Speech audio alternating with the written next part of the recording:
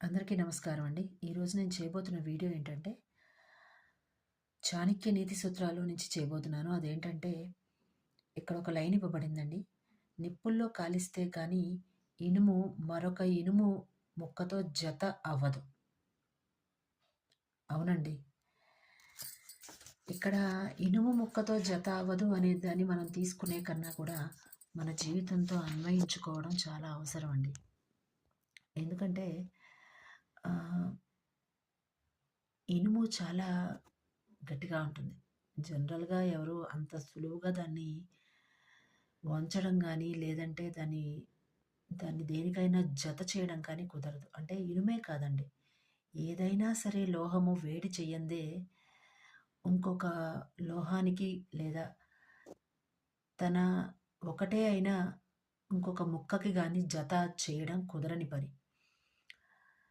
ఇప్పుడిక్కడ ఇనుము గురించి ఇవ్వబడింది కాబట్టి, నీటిలో వేస్తే అది తుప్పు పట్టిపోయి నాశనం అయిపోతుంది.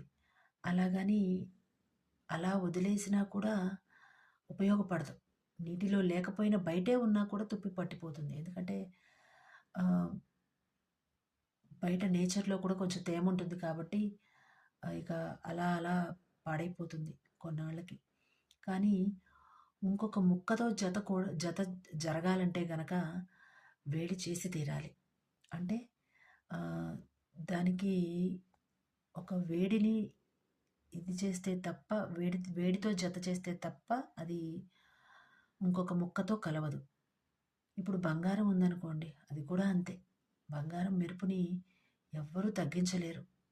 ఎక్కడున్నా బంగారం బంగారమే. కానీ ఎప్పుడైతే అది వేడిగా ఆహ్, వేడిని చేర్చి దాన్ని కరగబెట్టి ఆభరణంగా తయారు చేసి అది ఎన్నో దెబ్బలు ఎన్నో సుత్తి అలాంటి ఎన్నో పరికరాలతో ఎన్నో దెబ్బలు తట్టుకుంటే తప్ప ఒక ఆభరణం లాగా తయారవ్వదు. ఇనుము అయినా అంతే.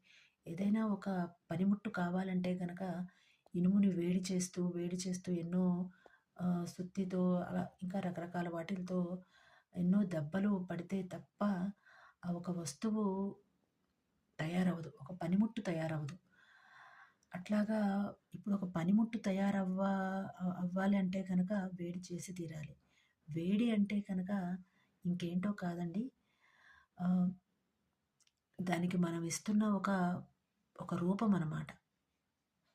ఒక రూపాన్ని ఇవ్వబోతున్నాం కాబట్టి వేడిని అలాగే రకరకాలైన పనిముట్లతో దాన్ని బాధించాల్సి వస్తుంది.